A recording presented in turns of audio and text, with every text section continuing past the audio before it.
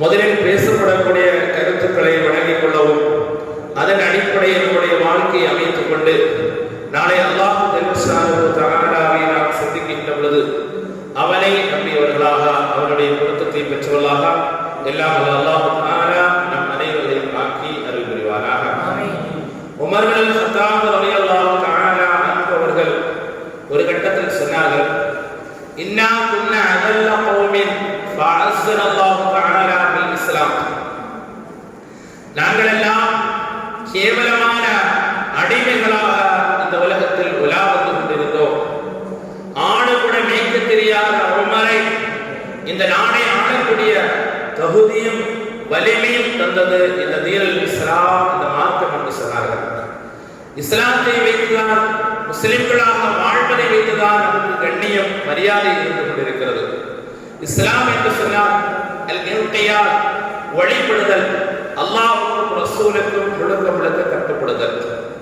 இஸ்லாமுடைய சட்டங்கள் எல்லாம் எள்ளினாலக்கூடிய ஒரு காலம் வரும் என்று பெருமானார் ஸல்லல்லாஹு அலைஹி வஸல்லம் அவர்கள் சொன்னார்கள். இந்த கம்ப்யூட்டர் யுகத்துக்கு, இந்த இன்டர்நெட் யுகத்துக்கு இவைகள் எல்லாம் சாத்தியமாகுமா என்று சொல்லப்படக்கூடிய ஒரு காலம் வரும் என்று பெருமானார் ஸல்லல்லாஹு அலைஹி வஸல்லம் அவர்கள் சொன்னார்கள். இமாம் மஹ்தி அலைஹிஸ்ஸலாத்து வஸ்ஸலாம் அவர்கள் வருகின்ற பொழுது, ஈசா நபி அலைஹிஸ்ஸலாத்து வஸ்ஸலாம் அவர்கள் விண்ணிலிருந்து இறங்கி வருகின்ற பொழுது அவர்களுக்கு பின்னால் ஒரு கூட்டம் தீனிலே ஹக்கிலே நிலைத்திருப்பார்கள் என்று பெருமானார் ஸல்லல்லாஹு அலைஹி வஸல்லம் அவர்கள் சொன்னார்கள்.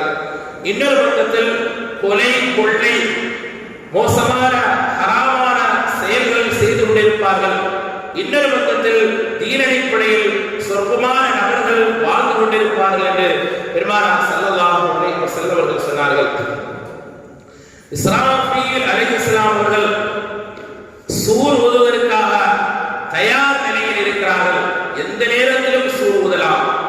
சஹாபா பெருமக்கள் பெருமானார் ஸல்லல்லாஹு அலைஹி வஸல்லம் கேட்கிறார்கள், யா ரசூலல்லாஹ், அல்லாஹ்வுடைய திருத்தூதரே, இஸ்ராஃபீல் அலைஹிஸ்ஸலாம் அவர்கள் சூர் ஊதுவதற்கு தயாராக இருக்கிறார்கள். இந்த நேரத்திலே நாங்கள் எப்படி நிம்மதியாக, சந்தோஷமாக எங்களுடைய வாழ்க்கையை நடாத்த முடியும் என்று கேட்கிறார்கள். பெருமானார் ஸல்லல்லாஹு அலைஹி வஸல்லம் அவர்கள் சொன்னார்கள், இஸ்ராஃபீல் அலைஹிஸ்ஸலாம் அவர்கள் சூர் ஊதுவரை நீங்கள் கூலு, நீங்கள் சொல்லுங்கள், ஹஸ்புனல்லாஹு நிஅமல் வகீல் வ நிஅமல் மௌலா வ நிஅமல் நஸீர். அல்லாஹ் தான் எங்களுக்கு போதுமானவர், எங்களுடைய எல்லா நற்காரியங்களையும் நாங்கள் அல்லாஹ்விடத்திலே ஒப்படைக்கிறோம் என்ற வார்த்தையினை நீங்கள் மீண்டும் மீண்டும் இஸ்ராஃபீல் அலைஹிஸ்ஸலாம் அவர்கள் சூர் ஊதுவரை சொல்லிக் கொண்டே இருங்கள் என்று பெருமானார் ஸல்லல்லாஹு அலைஹி வஸல்லம் அவர்கள் சொன்னார்கள். கண்ணியத்துக்குரிய அல்லாஹ்வின் நல்லடியார்களே, சூரத்துல் லுக்மானில் இறுதியாக கடைசி ஆயத்தில் 5 காரியம் அல்லாஹ் அல்லாத வேறு யாருக்கும் தெரியாது என்று அல்லாஹ் திருமறையிலே சொல்லி காட்டுகிறான். இன்னல்லாஹ இன்தஹு இல்முஸ் ஸாஅ, கியாமத் நாள் எப்பொழுது நடைபெறும் என்று அல்லாஹ்வுக்கு மட்டும்தான் தெரியும். வயனஸ்ஸில் கைஸா, மழை எப்பொழுது வரும், மழை அறிவிப்பு செய்வார்கள், ஆனால் மழை நடக்காது. வயஅலமு மா ஃபில் அர்ஹாம், கர்ப்பப்பையில் இருக்கக்கூடிய குழந்தை ஆணா பெண்ணா ஸ்கேன் எடுத்ததுக்கு பிறகு தெரியாது, அதுக்கு முன்னால் அல்லாஹ்வுக்கு மட்டும்தான் தெரியும். வமா தத்ரீ நஃப்ஸுன் மாலா தக்ஸிபு கதா, நாளை தினம் எந்த ஒரு ஆத்மா என்ன சம்பாதிப்பார் என்பது அல்லாஹ்வுக்கு மட்டும்தான் தெரியும். வமா தத்ரீ நஃப்ஸுன் பி ஐயி அர்தின் தமூத், பிறப்பது ஒரு இடமாக இருக்கும், வளர்வது ஒரு இடமாக இருக்கும், இறப்பது இன்னொரு இடமாக இருக்கும், அடக்கம் செய்வது இன்னொரு இடமாக இருக்கும். அது அல்லாஹ் அல்லாத வேறு யாருக்கும் தெரியாது. 5 காரியங்களை அல்லாஹ் தஆலா யாருக்குமே அறிவிக்கவில்லை. ஆகவே மறைவான செய்திகளை நம்பக்கூடிய நாம், யௌமுல் ஆখিরাத்தை நம்பக்கூடிய பயானுடைய நிச்சயம் என்னவென்று சொன்னால், ஆখিরাத்தை பற்றி, மறுமை நாளை பற்றி, மன்னரை பற்றி, மௌத்தை பற்றி சிந்திக்கக்கூடிய ஒரு சமூகத்தை உருவாக்க வேண்டும் என்பதுதான் பயானுடைய சொற்பொழிவுடைய நோக்கமாக இருந்து கொண்டிருக்கிறது. இந்த அடிப்படையிலே இன்றைய தினம் இந்த மண்ணின் மைந்தர் மௌலவி அப்துல் நசீர் மிஸ்பாஹி அவர்களுடைய மகனார் அப்துல்லா ஹைரி அவர்கள் உங்களுக்கு மத்தியிலே சிறந்தவர சொற்பொழிவு ஆற்றுவார்கள். அவர்களை ஜமாத் சார்பாக அழைத்துக் கொள்கிறேன்.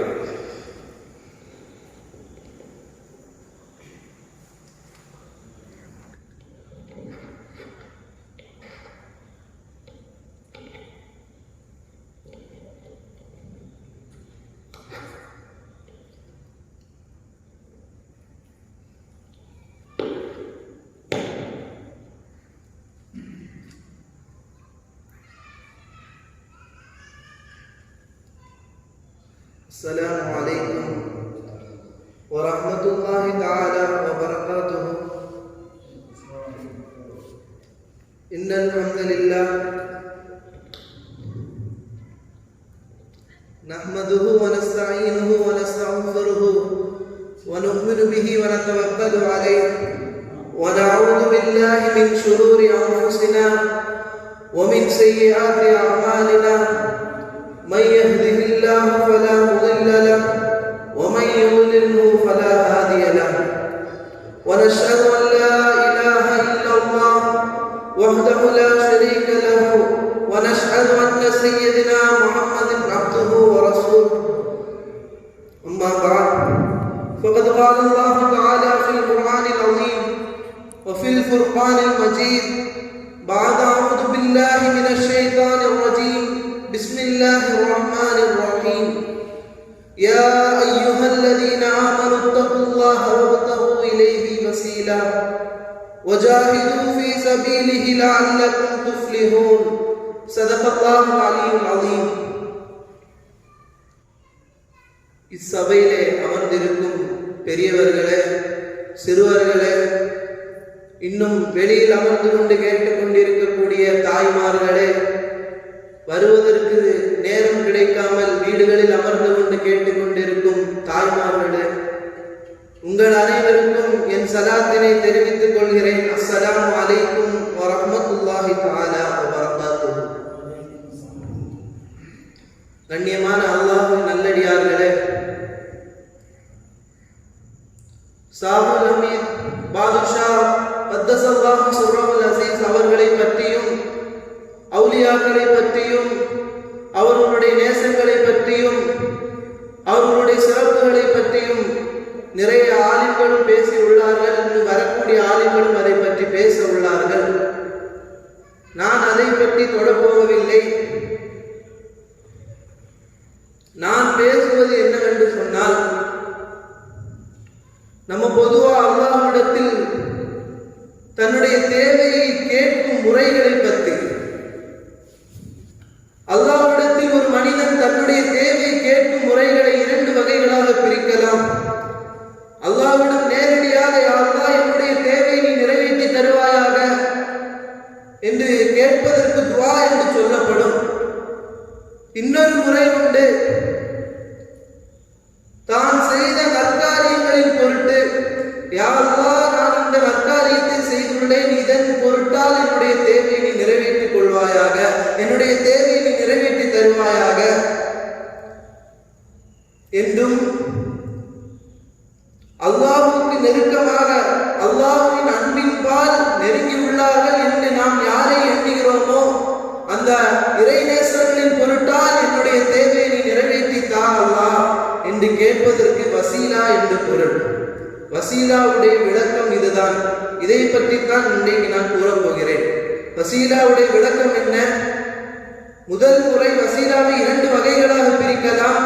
முதல் வகை, தன்னுடைய தேவை அல்லாஹ்விடம் கேட்பது எப்படி என்று சொன்னால், தான் செய்த நற்காரியத்தின் பொருட்டு யா அல்லாஹ் இந்த தேவையை எனக்கு நிறைவேற்றி தா யா அல்லாஹ், நான் இந்த நற்காரியத்தை செஞ்சிருக்கேன், இந்த நல்ல விஷயத்தை செஞ்சிருக்கேன் யா அல்லாஹ், இதன் பொருட்டால் என்னுடைய தேவையை நீ நிறைவேற்றி தா யா அல்லாஹ், இப்படி கேட்பது ஒரு முறை. இதை அனைத்து பிரிவுகளாக ஏற்றுக்கொள்ளப்பட்டது. காரணம், வசீலா என்பது ஏற்றுக்கொள்ளக்கூடிய ஒன்றுதான். வசீலா இறைவனுக்கு பிரியமான ஒன்றுதான். காரணம் என்ன தெரியுமா? 5வது சூரா 35வது ஆயத்தில் அல்லாஹ் தஆலா சொல்றான், யா அய்யுஹல்லதீன ஆமனு தக்குல்லாஹ வப்தகு இலைஹி வசீலா. இறை நம்பிக்கை கொண்டவர்களே, நீங்கள் அல்லாஹ்வை அஞ்சுங்கள், அவனிடத்தில் நெருக்கத்தை பெறுவதற்காக அவனின்பால் பிரியமான வசீலா என்னும் துணை சாதனத்தை நீங்கள் எடுத்துக் கொள்ளுங்கள் என்று அல்லாஹ் தஆலா சொல்றான். ஆதலால் வசீலா என்ற அந்த துணை சாதனத்தின் மூலமாக அல்லாஹ்வை அடைவது என்பது தவறில்லை. ஆதலால் வசீலா என்பது கூடும். அந்த என்னுடைய நன்மையின் பொருட்டால் நீ பயனளிப்பாயாக என்று அல்லாஹ்விடம் துஆ கேட்கும் இந்த முதல் வகைக்கு எந்த பிரிவுகளும் மறுப்பு தெரிவிக்கவில்லை. காரணம், புகாரியில் 2215வது ஹதீஸ், முஸ்லிமில் 6884வது ஹதீஸ். இஸ்ரேல் காலத்தில் 3 நபர்கள் குகையில் மாட்டிக்கொள்கிறார்கள். மழையின் காரணமாக குகையில் ஒதுங்கலாம் என்று ஒதுங்குகிறார்கள். ஒரு பாறை வந்து விழுந்து அந்த குகையினுடைய வாதலை அடைத்து விடுகிறது. அந்த மூவரும் குகைக்குள்ளே மாட்டிக்கொள்கிறார்கள். சிறிது நேரம் கழிந்தது. மூச்சு திணறியதால் வேறு வழியில்லை, வெளியே வருவதற்கு என்ன செய்வதென்று தெரியாமல் ஒவ்வொருவரும் அல்லாஹ்விடம் கையேந்த ஆரம்பித்தார்கள். முதல் நபர் கூறினார், நான் என் தாய்க்கு பணிவிடை செய்திருக்கிறேன் யா அல்லாஹ், இதன் பொருட்டால் என்னுடைய தேவை இந்த குகையினுடைய கதவை இந்த குகையில் அடைந்திருக்கும் இந்த பாறை அகற்றுவாயாக என்று துஆ கேட்பார். பாறை சிறிது நகரும். அன்பானவரை மற்ற இன்னொருவர் கேட்பார், யா அல்லாஹ், நான் என்னிடம் வேலை செய்த ஒரு தொழிலாளியுடைய ஒரு நாள் சம்பளத்தை, ஒரு நாள் அந்த கூலியை நான் அதை வளர்ச்சி அடைய செய்து அதை பெருக்கி நான் அவனிடம் ஒப்படைத்தேன். யா அல்லாஹ், அதன் பொருட்டால் என்னுடைய இந்த பாறை அகற்றுவாயாக என்று துஆ கேட்பார். பாறை பாதி நகரும். 3வது நபர், யா அல்லாஹ், என் பெரிய தந்தையுடைய மகளை நான் கெடுக்க முனைந்த பொழுது அந்த பெண் என்னை பார்த்து சொன்னால், அல்லாஹ்வை நீ பயந்து கொள் என்று அந்த பெண் சொன்னவுடன் நான் அவளை விட்டு விலகி சென்று விட்டேன். யா அல்லாஹ், இதன் காரணமாக இந்த பாறையை நீ அகற்றுவாயாக என்று துஆ கேட்டார்கள். பாறை முழுவதும் விலகியது என்று வரலாறுகள் முஸ்லிமும் புகாரியிலும் பதிவு செய்யப்பட்டுள்ளது. ஆக இந்த ஒன்றை இதை காரணமாக வைத்து முதல் முறை கூடும். அல்லாஹ்விடம் தான் செய்த நற்காரியத்தின் பொருட்டு துஆ கேட்பது இந்த முறை வசீலா கூடும் என்பது அனைவராலும் ஒத்துக்கொள்ளப்பட்டது. 2வது ஒரு வகை இருக்கிறது. நபி ஸல்லல்லாஹு அலைஹி வஸல்லம் நபிமார்கள் இவர்களுடைய பொருட்டால், யா அல்லாஹ், உன்னின்பால் இறை நெருக்கத்தை பெற்ற இறைநேசர்களுடைய பொருட்டால் என்னுடைய தேவையை நீ நிறைவேற்றி தா என்று கேட்பது வசீலாவின் இன்னொரு வகை. இப்படி கேட்பது என்னமோ நம்ம அவங்கள்ட்ட போய் கேட்கிறதா அர்த்தம் கிடையாது. அவர்கள் அல்லாஹ்வின் பால் செய்த அமல்களை கொண்டு அல்லாஹ்வுடைய நெருக்கத்தை பெற்றிருக்கிறார்கள். அந்த நெருக்கத்தின் பொருட்டால், யா அல்லாஹ், நான் உன்னிடம் கேட்கிறேன் என்று கூறினால் நல்லவர்களுடைய பொருட்டால் என்றுதான் அதற்கு பொருளை தவிர நாம் அவங்கள்ட்ட கேட்கிறதா பொருள் இல்லை. நபிமார்களும் இறைநேசர்களும் அல்லாஹ்விடத்தில் அவ்வளவு ஒரு பெரிய அந்தஸ்தை பெற்றிருக்கிறார்கள். அல்லாஹ் தன்னுடைய திருமுறையில என்ன சொல்றான் தெரியுமா? அவர்களை அவன் நேசிக்கிறான், அவர்கள் அவனை நேசிக்கிறார்கள் என்று 5வது சூரா 54வது ஆயத்திலே குறிப்பிடுகிறான். இன்னும் அவன் தனது அருளை தான் விரும்பியவர்களுக்கு மட்டும்தான் தருகிறான் என்று 3வது சூரா 74வது ஆயத்திலே அல்லாஹ் குறிப்பிடுகிறான். ஆக இறைவனால் தேர்ந்தெடுக்கப்பட்ட ஒரு இறைநேசருக்கு அல்லாஹ் தன்னுடைய அந்த அருளை கொடுக்கிறான். இறைநேச செல்வர்களை அல்லாஹ் தான் தேர்ந்தெடுக்கிறான். அத்தகைய இறைநேசர்களிடம் தான் நாம் வசீலாவை தேடுகிறோம். வசீலாவை தேடக்கூடியவர் அவரே சுயமாக பயனெடுக்க ஆற்றல் பெற்றவர். வசீலா கேட்பவர் அவ்வாறு நம்புவதே இல்லை. அவர் தான் சுயமா பயனடிக்க போறாரு. நான் அவுலியா அவுலியா உங்கள்கிட்ட நான் கேட்கிறேன், என்னுடைய தேவையை நிறைவேற்றித்தாங்க அப்படின்னு கேட்கிறவங்க அவங்கள்ட்ட பொருள்படவில்லை. அவர்களுடைய நன்மைகள் அவர் நமக்காக அல்லாஹ்விடம் சிபாரிசை செய்வார்கள் என்ற ஒரு எண்ணம் தான் மனதில் இருக்கும். அவர்கள் நேரடியாக அவர்கள் தான் பயனளிப்பார்கள் என்று எந்த ஒரு வசீலா கேட்பவரும் நம்புவதில்லை. இப்போ ஒரு கேள்வி வருது. புத்திசாலின்னு கொஞ்சம் பேர் இருப்பாங்க, அவங்க கேட்பாங்க, அல்லாஹ்விடத்தில் நேரடியாக கேட்பது தானே சிறப்பு, பிறகு ஏன் நீங்கள் அவுலியாக்கள் நபிமார்கள் மூலமாக போய் கேட்கிறீர்கள் என்று சில பேர்கள் தூக்கி கொண்டு வருவார்கள் கேள்வியை. அல்லாஹ்விடம் நேரடியாக கேட்பதுதான் சிறப்பு. நீங்கள் பெரிய உத்தமனாக, நீங்கள் பெரிய அல்லாஹ்வுக்கு எல்லா அமல்களையும் செய்தவராக இருந்தால் நீங்கள் நேரடியாக கேளுங்கள். மனிதனாக பிறந்த ஒவ்வொரு மனிதனும் தவறு செய்யக்கூடியவன். ஆக தவறை செய்த அந்த மனித எண்ணம் எப்படி இருக்கும்? மனிதனாக இருக்கக்கூடிய நான் என்னுடைய ரப்புக்கு இவ்வளவு தீங்கு இழைத்தனே, இந்த முகத்தை வைத்து இந்த பாவி நான் நேரடியாக அல்லாஹ்விடத்தில் கேட்பதற்கு எனக்கு என்ன அருகதை உள்ளது? நான் அல்லாஹ்விடம் கேட்பதற்கு எனக்கு என்ன அருகதை உள்ளது? அதனால் வேற வழியே இல்லை. அல்லாஹ் சொல்றான் குர்ஆன்ல 5வது சூரா 27வது ஆயத்தில் அல்லாஹ் சொல்லி காட்டுகிறான், இறையச்சம் உடையவர்களுடைய மட்டுமே அல்லாஹ் ஏற்றுக்கொள்கிறான். இறையச்சம் உடையவர்களிடம் மட்டுமே அல்லாஹ் ஏற்றுக்கொள்கிறான் என்று அல்லாஹ் திருமுறையில் கூறுகிறான். இறையச்சத்தோடு தக்வாவோடு உள்ளச்சத்தோடு ஒருவர் கேட்டால் அல்லாஹ் கொடுப்பான். அந்த அளவுக்கு உள்ள அச்சமும் இறை அச்சத்தோடும் நான் கேட்கிறேனோ இல்லையோ அப்படின்னு ஒவ்வொரு மனிதனும்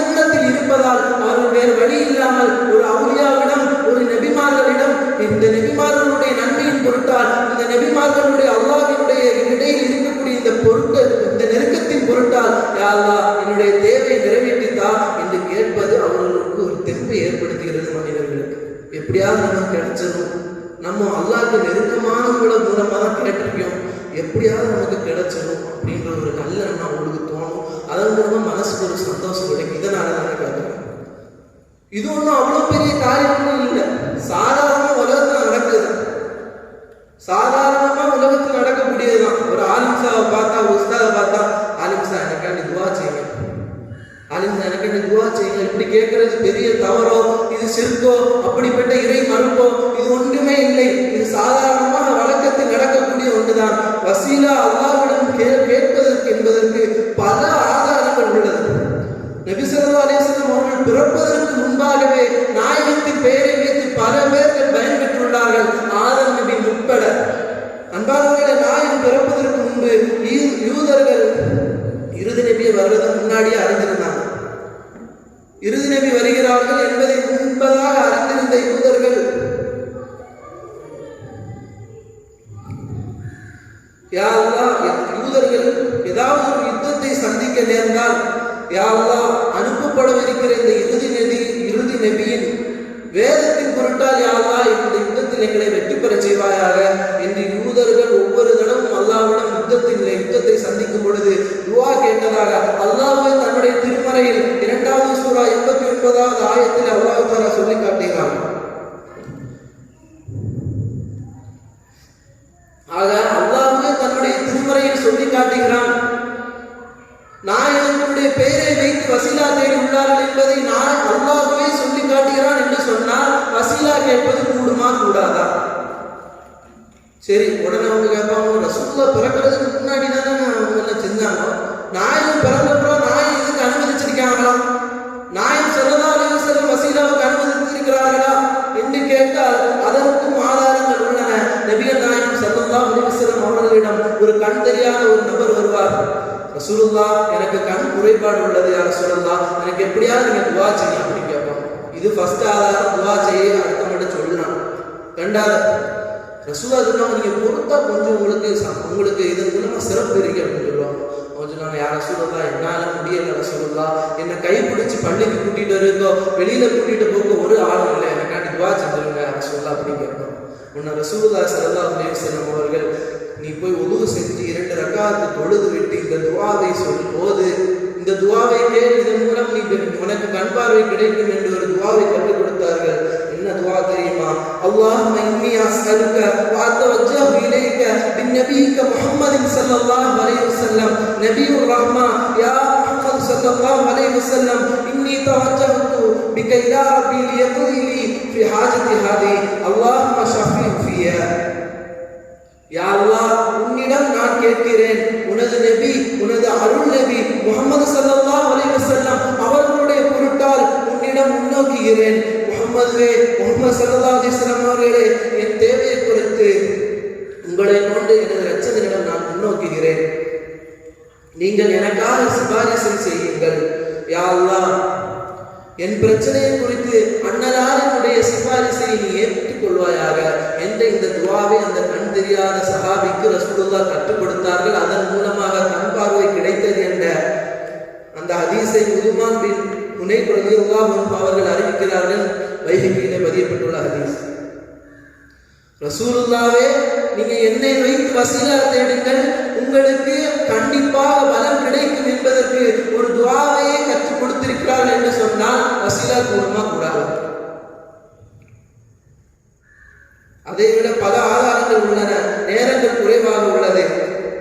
உங்களில் ஒருவர் எதையாவது தவறவிட்டால் அல்லது அறிமுகம் இல்லாத ஒரு இடத்தில் இருந்து ஏதாவது ஒன்று தவற விட்டா, வேற வழி இல்லாம ஆள் தெரியாத காட்டில் நின்னா, நீங்க ஏதாவது உங்களுக்கு உதவி தேவைன்னா நீங்க யா இபாதல்லாஹ் அய்யூனி என்று துஆ கேளுங்கள். அல்லாஹ்வின் அடியார்களே, எனக்கு உதவுங்கள் என்று இருமுறை கேளுங்கள். கண்காணாத அடியார்கள் அல்லாஹ்வுக்கு இருக்கிறார்கள், அவர்கள் உங்களுக்கு உதவுவார்கள் என்று உத்பத் இப்னு கஃபான் ரலியல்லாஹு அன்ஹு அவர்கள் அறிவிக்கக்கூடிய ஹதீஸ் தபரானில் பதிவு செய்யப்பட்டுள்ளது.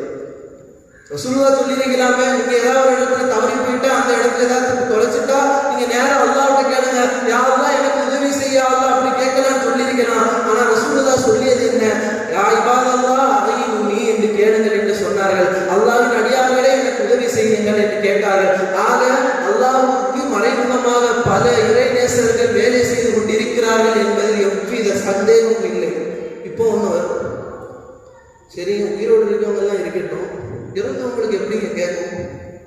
இறந்தவன் மண்ணறையில் மேல உயிரோடு இருக்கிறாங்களா? நாம் அவர்களுக்கு உதவி கேட்பது அவர்கள் செவி உறுகிறார்களா? நமக்கு உதவி செய்ய அவர்கள் சக்தி பெற்று இருக்கிறார்களா? 3 கேள்வி இருக்கும். திருக்குர்ஆனும் நபிவழியும் ஆம் என்று இதற்கு பதிலளிக்கிறது. மண்ணறையில் மனிதர்கள் உயிரோடு இருக்கிறார்கள் என்பதற்கு பல ஆதாரங்களை அடுக்கி வைத்து கொண்டு செல்லலாம். 2வது சூரா 154வது ஆயத்திலே வலா தகூலு லிமன் யக்துலு ஃபீ சபீலில்லாஹி அம்வாத் பல் அஹ்யா வலாக்கின் லா தஷ்குரூன். அல்லாஹ்வின் பாதையில் கொல்லப்பட்டவர்கள் இறந்து விட்டார்கள் என்று நீங்கள் கூற வேண்டாம்.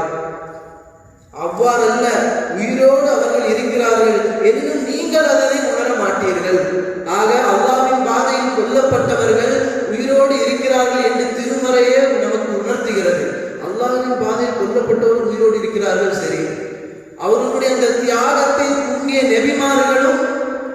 நபிமார்களுக்கெல்லாம் அரசர் நாயகம் ஸல்லல்லாஹு அலைஹி வஸல்லம் அவர்களை பற்றி சொல்லவா வேண்டும்? அது மட்டுமல்ல, இந்த ஆயத்துடைய விரிவுரையாளர்கள் சொல்வது என்னவென்று சொன்னால், அல்லாஹ்வுடைய பாதையில் போர் புரிந்தவர்கள் என்று சொன்னால் அந்த யுத்தத்தை மட்டும் குறிக்காது என்று இந்த விரிவுரையாளர்கள் சொல்லி காட்டுகிறார்கள். அது மட்டும் இல்ல, ரசூலுல்லாஹ் ஸல்லல்லாஹு அலைஹி வஸல்லம் சொல்ற ஹதீஸ் சஹீஹில் பதிவு செய்யப்பட்டிருக்கு. நாயகம் ஸல்லல்லாஹு அலைஹி வஸல்லம் அவர்கள் சொல்கிறார்கள், எல்லா நபிமார்களும் அத்துணை நபிமார்களும் தங்களின் மண்ணறையில் உயிரோடு இருக்கிறார்கள். ஆக நபிமார்களை வைத்து நாம் துஆ செய்வதில் அவர்களுக்கு கேட்குமா கேட்காதா? மண்ணறையில் உயிரோடு தானே இருக்காங்க, சரி நபிமார்கள் தான் உயிரோடு இருக்காங்க அப்படின்னு பார்த்தா, ரசூலுல்லாஹ் ஒவ்வொரு தடவையும் ஒரு கபிர்ஸ்தானுக்கு சென்றாங்கன்னா, மண்ணறைக்கு சென்றால் முஃமின்களே, மண்ணறை வாசிகளே, அஸ்ஸலாமு அலைக்கும், அல்லாஹ் நாடினால் நாங்கள் உங்களை வந்து சந்திப்போம், எனக்கும் உங்களுக்கும் சேர்த்து நான் அல்லாஹ்விடத்தில் சுகத்தை கேட்கிறேன். முதல்ல உயிரோடு இருந்தால் ரசூலுல்லாஹ் அவங்கள்ட்ட போய் மண்ணறை வாசிகளே அஸ்ஸலாமு அலைக்கும் என்று சொல்வார்கள். அப்போ உயிரோடு தானே இருக்காங்கன்னு அர்த்தம். 2வது, நாங்களும் உங்களோட வந்து சேரணும் இன்ஷா அல்லாஹ் சொல்லியாச்சு. உயிரோடு உள்ள ஒரு நபருக்காக வேண்டிதானே அல்லாஹ்விடம் சுகத்தை தேட முடியும். உங்களுக்கும் எனக்கும் வேண்டி நான் அல்லாஹ்விடம் சுகத்தை தேடுகிறேன் என்று நாயகம் சொல்கிறார் என்று சொன்னால், ஒவ்வொரு மூமினும் மண்ணறையில் உயிரோடு இருக்கிறான். நாம் சொல்லக்கூடிய ஒவ்வொன்றும் அவர்களுக்கு செவிப்பட இருக்கிறது என்பதில் எந்த சந்தேகமும் இல்லை. இதை விட ஒரு பெரிய ஆதாரம் சொல்ல வேண்டும் என்று சொன்னால், புகாரியில் பதியப்பட்டுள்ள ஹதீஸ், பத்ர் யுத்தம் முடிஞ்சாச்சு. அதில் கொல்லப்பட்ட தலைவர்கள் 24 பேர்களுடைய உடல்கள் பாலக்கணக்கில் போடப்பட்டுள்ளது. அந்த பாலக்கணக்கில் போடப்பட்டாச்சு. 3 நாள் கழிச்சதுக்கு அப்புறம் ரசூலுல்லாஹ் அந்த பத்ர் களத்துக்கு போறாங்க. போயிட்டு இன்னாரின் மகன் இன்னாரே, இன்னாரின் மகன் இன்னார் என்று ஒவ்வொருடைய பேரையும் கூப்பிட்டு, மரித்தவர்கள் ஃபுல்லா பெரும் புள்ளிகள், காப்புகளிலே பெரிய தலைவர்கள், அவர்களை பார்த்து இன்னாரின் மகன் இன்னாரே என்று அழைத்து, நீ அல்லாஹ்வுக்கும் அவருடைய தூதருக்கும் அநீதம் இழைத்தாயே, அதை நீ பெற்றுக்கொண்டாயா? அதற்கு பலனை நீ பெற்றுக்கொண்டாயா? என்னுடைய இரட்சகன் எனக்கு அளித்த வாக்கை நான் பெற்றுக்கொண்டேன், உன்னுடைய இரட்சகன் உனக்கு அளித்த வாக்கை நீ பெற்றுக்கொண்டாயா என்று கேட்டார்கள். அதை பார்த்து உங்களுக்கு மரணித்தவர்களிடம் உரையாடுகிறீர்களே ரசூலுல்லாஹ் என்று கேட்டார். உன்னை ரசூலுல்லாஹ் சொன்னாங்க, நான் சொல்லியதை அவர்களை விட நீர் அதிகம் விளங்க மாட்டீர் என்று சொன்னார்கள். அப்படின்னா என்ன அர்த்தம்? அவங்க நான் பேசுறது எல்லாம் கேட்பாங்க, உங்களுக்கு தான் விளங்காது. ஆக காஃபிர்களே மண்ணறையில் உயிரோடு இருக்கிறார்கள், நாயகத்தின் பேச்சை கேட்கிறார்கள் என்று சொன்னால், முஸ்லிம்கள் அல்லாஹ்வுடைய இறை நெருக்கத்தை பெற்ற இறை நேசர்கள் கபரில் உயிரோடு இருக்கிறார்களா இல்லையா? நமக்கு உதவி செய்வார்களா இல்லையா?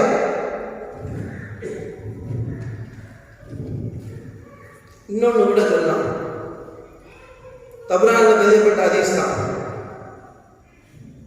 உங்களுடைய செயல்பாடுகள் மண்ணறை உங்களுடைய உறவினர்களுக்கு காட்டப்படுகிறது. அது நல்லதாக இருந்தால் சந்தோஷப்படுவார்கள், கெட்டதாக இருந்தால் யா அல்லாஹ் இவர்களை உனக்கு வழிபட செய்வாயாக என்று துவா செய்வார்கள். உன்னை வழிபடக்கூடியவர்களாக இவர்களை ஆக்கி என்று துவா செய்வார்கள். ஆக நம்முடைய சொந்தக்காரர்கள் நமக்காக துவா செய்கிறார்கள் என்று தப்ரானிலே ஹதீஸ் வந்திருக்கிறது. ஆக துவா செய்யவும் அவர்கள் சக்தி பெற்றிருக்கிறார்கள். கபர்களுக்குள்ளே இருந்து நமக்காக துவா செய்யவும் அவர்கள் சக்தி பெற்றிருக்கிறார்கள். முதல்ல ஒரு விஷயம் புரிஞ்சுக்கணும், இந்த உலகம் இருக்கிறது, இந்த உலகம் ஒரு காரண உலகம், மறு உலகம் அப்படி இல்லை, அது அற்புத உலகம் என்று ஒரு அரபி முதுமொழி உண்டு. இதுக்கு விளக்கம் என்னன்னா, இவ்வுலகில் உள்ள அனைத்து நிகழ்வுகளும் அல்லாஹ்வை கொண்டுதான் நடைபெறுகிறது. அதில் எந்தவித சந்தேகம் இல்லை. என்றாலும் அல்லாஹ் தஆலா இவ்வுலகத்தில் எந்த காரியத்தையும் எதையும் அவன் நேரடியாக நிகழ்த்துவதில்லை. மறு உலகத்தில் அப்படி இல்லை, எல்லாம் அல்லாஹ் நேரடியாக நிகழ்த்துவான். அதுதான் இந்த பழமொழியோட விளக்கம். குழந்தை உருவாகுவதற்கு தாய் தந்தையை அல்லாஹ் காரணமாக ஆக்குகிறான். கல்வியை கிடைக்க ஆசிரியர்களை அல்லாஹ் காரணமாக்கிறான். உடல் நலம் பெறுவதற்கு மருத்துவர்களை அல்லாஹ் காரணங்களாக ஆக்குகிறான். உலமாக்களை நபிமார்களையும் உலமாக்களையும் மக்களுக்கு நேர்வழி காட்டுவதற்கு ஒரு காரணமாக ஆக்குகிறான். மலக்குமார்களை மக்களுக்கு ரிஸ்க் அளிப்பதற்கு ஒரு காரணமாக ஆக்குகிறான். இப்படி ஒவ்வொன்றுக்கும் அல்லாஹ் ஒவ்வொரு காரணத்தை வைத்திருக்கிறான். அதுக்கு அல்லாஹ் திருமறையில சொல்லுவான், நான் பூமியில் ஒரு பிரதிநிதியை ஆக்க இருக்கிறேன் என்று சொல்லுவான். 2வது சூரா 30வது ஆயத்துல பதியப்பட்டுள்ள ஹதீஸ். ஆக அல்லாஹ்வுக்கு பணியாற்றக்கூடிய பல பிரதிநிதிகள் இந்த பூமியில் இருக்கிறார்கள். அவர்களிடம் நாம் உதவி கேட்பதில் எந்தவித தவறும் இல்லை என்று எனக்கு தோணுகிறது. இதில் எந்தவித தவறும் இல்லை. அல்லாஹ் தனது நேரடி தலையீடு இல்லாமல் மற்றவர்களை கொண்டு உலகத்தில் காரியங்கள் நிகழ்த்துவதும், காரியங்கள் தேவைப்படுபவர்கள் சம்பந்தப்பட்டவர்கள் மூலமாக அந்த கோரிக்கையை வைப்பதும் அல்லாஹ் அனுமதிக்கிறான். நன்மைக்கும் இறையச்சத்துக்கும் ஒருவருக்கொருவர் உதவியாக இருந்து கொள்ளுதல் என்று அல்லாஹ் சொல்றான். இந்த ஆயத்தை பார்த்துட்டு இன்னொரு ஆயத்து வருது. உன்னையே வணங்குகிறோம், உன்னிடமே உதவி தேடுகிறோம் என்று அல்லாஹ் நம்முடைய வழிமொழியை செய்கிறானே. இப்படி எல்லாம் இருக்கும் பொழுது அங்கே என்ன சொல்றான், ஒருவருக்கொருவர் உதவியாக இருந்து கொள்ளுதல் என்று ஒரு இடத்தில் சொல்கிறான். மற்றொரு இடத்தில் சொல்கிறான், உன்னையே வணங்குகிறோம், உன்னிடமே உதவி தேடுகிறோம் என்று அல்லாஹ் தஆலா சொல்கிறான். அப்படியானால் காரியம் ஆற்றுவது நானே, இருப்பினும் என் காரியம் ஆற்றுவதை பிறர் மூலமாக நீங்கள் வேண்டிக் கொள்ளுங்கள் என்பதுதான் இந்த 2 வசனங்களுக்கும் பொருள். இந்த 2 வசனம் நம்ம விளங்குறது இதுதான். இதை அப்படி விளக்கி சொல்லணும்னா, இப்ப அரசாங்கத்துடைய ஒரு உதவி நமக்கு எப்படி வந்து அடையும்? முதல்ல ஜனாதிபதி, அப்புறம் கவர்னர், அப்புறம் கலெக்டர், அப்புறம் தாசில்தார், அப்புறம் கிராம அதிகாரி வழியாக மக்களுக்கு ஒரு தேவை, ஒரு உதவி வந்து அடையும். இப்ப மக்களுடைய கோரிக்கை, மக்களுக்கு ஒரு உதவி தேவை என்றால் அரசாங்கத்துக்கு எப்படி கொண்டு செல்லும்? அப்படியே ரிவர்ஸ்ல முதல்ல மக்கள் கோரிக்கை கிராம அதிகாரிக்கு செல்லும், அப்புறம் தாசில்தார், அப்புறம் கலெக்டர், அப்புறம் கவர்னர், அப்புறம் ஜனாதிபதி, இந்த வழியா நேரம் அரசாங்கத்துக்கு போய் சொல்லும். இதே மாதிரிதான் அல்லாஹ்வுடைய செயலும். அல்லாஹ்வுடைய செயல்பாடுகளும் இத்தகையதாக அமைந்திருக்குது. இதுல எந்த சந்தேகம் உங்களுக்கு இருக்கு? மருத்துவரை பார்த்து, ஒரு டாக்டரை பார்த்து, டாக்டரே நீங்க தான் எனக்கு உயிரை காப்பாற்றணும், உங்களை விட்டா எனக்கு வேற யார் இருக்குன்னு ஒவ்வொரு மக்களும் நெஞ்சில் அடித்து கொண்டு அங்கே நிற்கிறார்களே, இது ஷிர்கா? இது இறை மறுப்பா? அல்லாஹ்ட்ட தானே கேட்க சொல்லியிருக்கேன், நீங்க எடுத்து டாக்டர் போய் கேட்குதியோ அப்படின்னு போய் நம்ம சண்டை போட முடியுமா? நீ இறையிலிருந்து, நீ இந்த மார்க்கத்திலிருந்து விலகி விட்டாய், நீ இறை மறுப்பாளர், நீ டாக்டரிடம் கேட்கிறாய் அப்படின்னு சொல்ல முடியுமா? இல்லை. அல்லாஹ் டாக்டரின் மூலமாக இந்த மனிதனுக்கு குணம் அளித்திருக்கிறான். மருத்துவர் என்பவர் அல்லாஹ்வுடைய ஒரு பணி செய்யக்கூடிய நபர் என்பதில் சாமானியனுக்கும் சந்தேகம் இல்லை. இப்போ ஒரு பணக்காரன் போய், தர்மகர்த்தாவே நீங்க தான் எனக்கு இருக்குதியோ, உங்களை விட்டா எனக்கு வேற ஆளே இல்லை அப்படின்னு சொல்லிட்டு, நீங்க தான் பெரிய மனுஷன் அப்படின்னு சொல்லி எனக்கு ஏதாவது உதவி செய்யுங்க அப்படின்னு சொல்லிட்டு ஒரு பெரிய பணக்காரன் போய் கேட்கலாம். உடனே நீ சிரிப்பு வச்சுட்டா அல்லாஹ்ட்ட தான் போய் நீ கேட்கலாம். எதுக்கு போய் பணக்காரன் போய் கேட்கலாம் அப்படின்னு நம்ம சொல்ல முடியுமா? அது சிறுக்காக முதல்ல. ஏனென்றால் எல்லாருக்கும் தெரியும், அல்லாஹ் பணக்காரனின் மூலமாக ஏழைகளுக்கு உதவிகளை அளிக்கிறான். பணக்காரன் என்பவன் அல்லாஹ்வுடைய ஒரு பணியாள் என்பதில் சாமானியனுக்கும் எந்தவித சந்தேகம் இல்லை. இப்படி எல்லாம் இருக்கும்போது இதே நிலையில் தானே இறை தூதரிடமோ இறை நேசரிடமோ எனக்காக அல்லாஹ்வுடன் துஆ செய்யுங்கள் என்று கோரிக்கை வைப்பது அல்லாஹ்வுக்கு எதிரான செயல் என்று எப்படி ஆகும்? இறை நேசர்களும் நபிமார்களும் அல்லாஹ்வுடைய பணியாள் என்பதில் எந்த ஒரு மனிதனுக்கும் எந்த ஒரு சந்தேகம் இல்லையே. அப்படி இருக்க இறை நேசரிடமும் நபிமார்களிடமும் என்னுடைய தேவை நீங்கள் அல்லாஹ்விடத்தில் எனக்காக பெற்றுத்தாருங்கள். உங்களை சிபாரிசை செய்ய சொல்வது, நபிமார்களை சிபாரிசை செய்ய சொல்வது, அவுலியாக்களை சிபாரிசை செய்ய சொல்வது எந்த விதத்தில் தவறாகும்? ஆக ஈமான் கொண்டவர்களை அல்லாஹ் ஒரு பொழுதும் தவற விடுவதில்லை. ஈமான் கொண்டவர்கள் ஒரு பொழுதும் அவர்கள் தவறான பாதையில் செல்வதில்லை. அவர்கள் தன்னுடைய ஈமானில் நிலைத்து நிற்பார்கள் என்பதில் எந்த வித மாற்றமும் இல்லை. ஆக அல்லாஹ் நம்முடைய ஈமானை பாதுகாப்பானாக.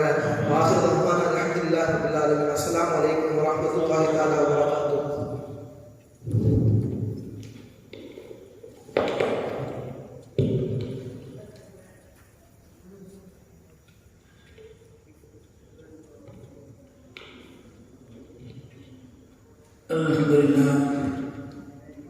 மௌலவி அப்துல்லா அவர்கள் வசீலா தேடுவதனுடைய தெளிவான சட்டங்களை நமக்கு தெளிவுபடுத்தினார்கள். நம்மை படைத்திருக்கக்கூடிய அம்மா, நம்மை பரிபாலிக்கக்கூடியவன் அம்மா, நம்முடைய காரியங்கள் அனைத்தையும் நிறைவேற்றக்கூடியவன் அம்மா. அப்படி இருக்கக்கூடிய நிலையில் அவுலியாக்கள் அதுபோன்று நபிமார்கள் இவர்களுடைய பொருட்டால் நாம் கேட்கலாமா என்பதை பற்றி தெளிவான முறையில் இந்த உலகத்திலே நடைபெறக்கூடிய அனைத்து நிகழ்வுகளும் ஒரு காரணத்தினுடைய அடிப்படையில் தான் நடைபெறுகிறது. அந்த காரணத்தை அல்லாஹ் சுப்ஹானஹு வ தஆலா யாராவது ஒரு நபரை கொண்டு அதை நிறைவேற்றி கொடுக்கிறான் என்பதை தெளிவாக எடுத்துச் சொன்னார். அல்லாஹ் தஆலா குர்ஆனிலே சொல்லக்கூடிய வேளையில் வைதா ஸஅலக இபாதி அன்னி ஃபஇன்னி கரீப் உஜீபு தஅவத்தத் தாஇ இதா தஆனி ஃபல்யஸ்தஜீபு லீ வலியுமினு பி லஅல்லஹும் யஷ்குரூன். இதா ஸஅலக இபாதி, என்னுடைய அடியான் என்னை பற்றி கேட்டார், ஃபஇன்னி கரீப், நான் நெருக்கமாக இருக்கிறேன் என்று சொல்கிறார். உஜீபு தஅவத்தத் தாஇ, என்னிடத்திலே பிரார்த்தனை செய்வதற்குரியவர்களுடைய பிரார்த்தனைக்கு நான் பதிலளிக்கிறேன். எனவே அவர்களுக்கு பதிலளிக்கிறேன். எனவே என்னை நம்பிக்கை கொண்டு என்னிடத்திலே அவர்கள் பிரார்த்தனை செய்யட்டும் என்று சொன்னார்களாம். அந்த பிரார்த்தனையினுடைய நிகழ்வுகளை அவரிடத்திலே நேரடியாக கேட்கக்கூடிய நேரத்திலும் அல்லாஹ் அதை நிறைவேற்றி கொடுக்கிறான். அதுபோன்று வசீலாவின் அடிப்படையில் அல்லாஹ்வுடைய மார்க்கத்திலே நற்செயல்கள் என்று எதெல்லாம் அறிவிக்கப்பட்டிருக்கிறதோ அந்த காரியங்களை வைத்து அல்லாஹ்விடத்திலே நாம் உதவி தேடக்கூடிய அந்த நிகழ்வையும் அல்லாஹ் ஏற்றுக்கொள்கிறான். யா அய்யுஹல்லதீன ஆமனூ, இறை நம்பிக்கையாளர்களே, இஸ்தஈனு, நீங்கள் உதவி தேடுங்கள், பிஸ்ஸப்ரி வஸ்ஸலா, பொறுமையை கொண்டும் தொழுகையை கொண்டு நீங்கள் உதவி தேடுங்கள் என்று அல்லாஹ் குறிப்பிடுகிறான். இதெல்லாம் ஒரு காரணத்தை முன்னிலைப்படுத்தி அந்த காரணத்தை நிறைவேற்றியதற்கு பின்னால் யா அல்லாஹ் இதன் பொருட்டால் என்னுடைய தேவைகளை நிறைவேற்றித்தார் என்பதனுடைய அடிப்படையில் அமைந்த காரியங்களாக இருக்கிறது. ஹஜ்ரத் பெருமானார் ஸல்லல்லாஹு அலைஹி வஸல்லம் அவர்கள் பள்ளிவாசலுக்கு நாம் வரக்கூடிய வேளையிலே ஓதக்கூடிய ஒரு துஆவை கற்றுத் தந்தார்.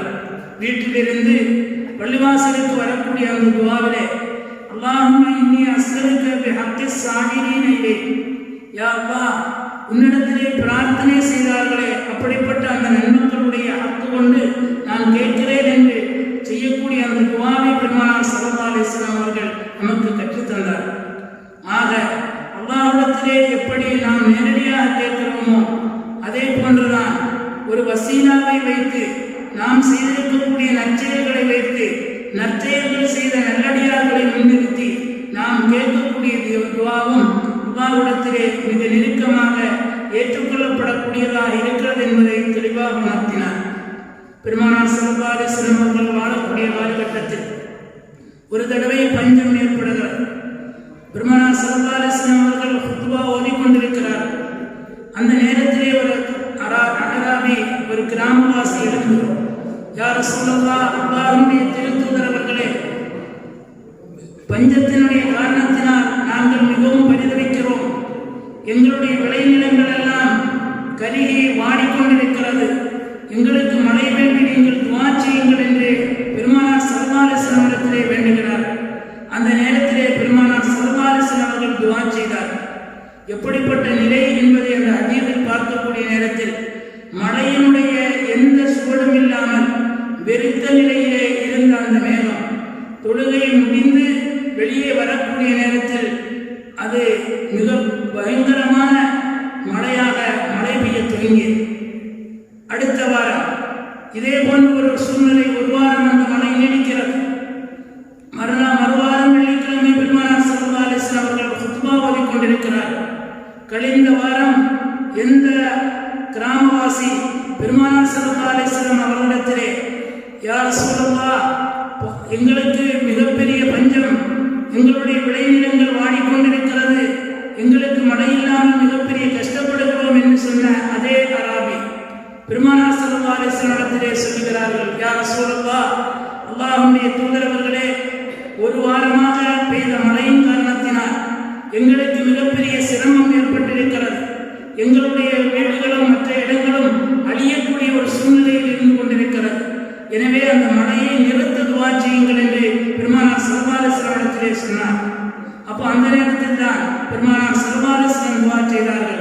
அல்லாஹும்ம லா அலைனா ஹவாலைனா, யா அல்லாஹ் இந்த மழையை எங்களுக்கு பாதகமானதாக எங்களை அழைக்கக்கூடிய நிலையில் ஆக்கிவிடாதே. அதே நேரத்தில் எங்களுடைய சுற்றுப்புறங்களிலே இந்த மழையை பெய்ய செய்து அதை நீ செழுமையாக்குவாயாக என்று துவா செய்தார். ஆக அந்த சஹாபி நேரடியாக அல்லாஹ்விடத்திலே துவா செய்யக்கூடிய அந்த நிகழ்வு ஒன்று. இரண்டாவது, பெருமானார் ஸல்லல்லாஹு அலைஹி வஸல்லம் அவர்கள் ரஹ்மத்துல் லில் ஆலமீன் அகிலத்தார்களுக்கு அறுப்படையாக அனுப்பப்பட்ட அந்த பெருமானார் ஸல்லல்லாஹு அலைஹி வஸல்லம் அவர்களை முன்னிறுத்தி அவரிடத்திலே துவா செய்யக்கூடிய அந்த நிகழ்வு. இது போன்ற நிகழ்வுகள் பல ஹதீஸிலே காண முடிகிறது. எனவே அல்லாஹ்வுடைய நல்லடியார்களே, நாம் நம்முடைய பிரார்த்தனையை அல்லாஹ்விடத்திலே கேட்க வேண்டும். அதுபோன்று நம்முடைய நற்செயல்களை முன்னிறுத்தி கேட்க வேண்டும். நம்முடைய நல்லடியார்களாக இருக்கக்கூடிய நன்மக்களை முற்படுத்தி கேட்க வேண்டும். அனைத்தும் அல்லாஹ்விடத்திலே கேட்கக்கூடிய கேள்விதான் என்பதை உணர்ந்தவர்களாக நாம் செய்துவிட வேண்டும். அல்லாஹ் ஜல்லஷானஹு வ தஆலா நம்முடைய அனைத்து தேவைகளையும் அந்த நன்மக்களுடைய பொருட்டால் நிறைவேற்றி அருள்வாரிப்பானார். இன்ஷா அல்லாஹ் நாளைய தினம் சொற்பொழிவாற்றுவது மௌலவி முகமது ஹுசைன் ஆலிம் ஹைரி அவர்கள் சொற்பொழிவாற்ற இருக்கிறார்கள். அனைவரும் இதுபோன்ற இஷா தொழுகையிலே கலந்து கொண்டு அந்த சொற்பொழிவிலும் கலந்து கொண்டு அந்த நன்மக்களுடைய திருப்தியையும் இறைவனுடைய பொருத்தத்தையும் பெற்றுக்கொள்ளக்கூடிய நன்மக்களாக நம்மை வார்த்தெடுப்போமாக. அல்லாஹ் அதற்கு தௌஃபீக் செய்வானாக. ஆஃபிர் தஅவானா அல்ஹம்துலில்லாஹி ரப்பில் ஆலமீன்.